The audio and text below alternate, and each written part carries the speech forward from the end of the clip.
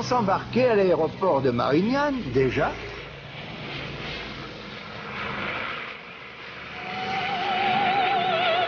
On dépassait la baie de Naples. Et après maintes autres escales, on survolait en Inde Bénarès, cité sainte de l'hindouisme, puis Karachi, la plus grande ville du futur Pakistan, Jodhpur au Rajasthan, Allahabad sur le Gange. Enfin, c'était Saïgon.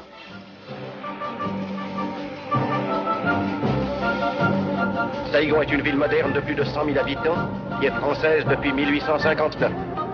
Les courriers maritimes mettent ordinairement 21 jours pour s'y rendre.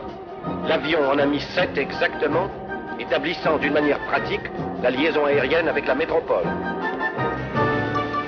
Saïgon, l'un des plus grands ports du monde, ville exubérante, stupéfiante de vitalité, c'était la porte de cette Indochine dont les images, plus que d'autres, expriment la nostalgie d'une époque disparue.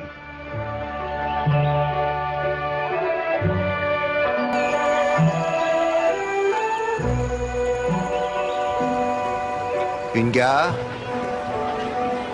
un théâtre, une université, tout cela était dans le style de notre France, si lointaine.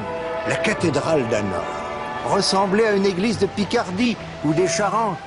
Le pont d'Oumer qui était marqué dans notre signature.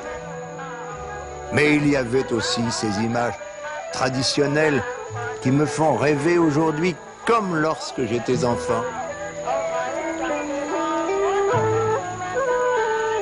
La pêche,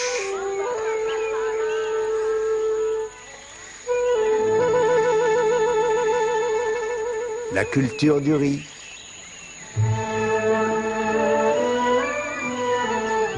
et puis, bien sûr, le caoutchouc.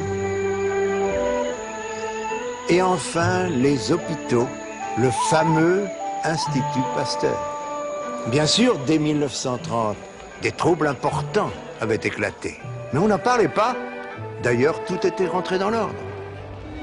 Déjà, la variole est stoppée dans toute l'Indochine. Déjà aussi, on a recueilli sur place des produits spécifiques qui fournissent à des dispensaires anti-lépreux une arme efficace contre le terrible mal.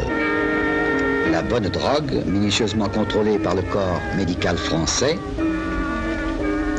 après des manipulations diverses,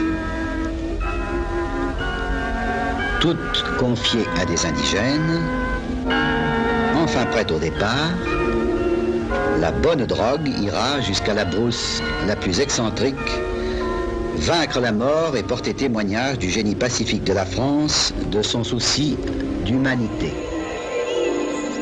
Sans cesse, le cinéma de l'avant-guerre nous rappelait la merveille des merveilles, les temples d'Angkor, ceux-là même qui avaient conquis en France leurs lettres de noblesse depuis l'exposition coloniale.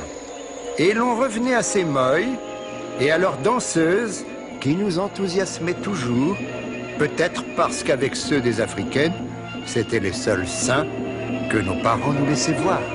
Voici les danseuses, presque toutes gracieuses, potelées, aux gestes menus.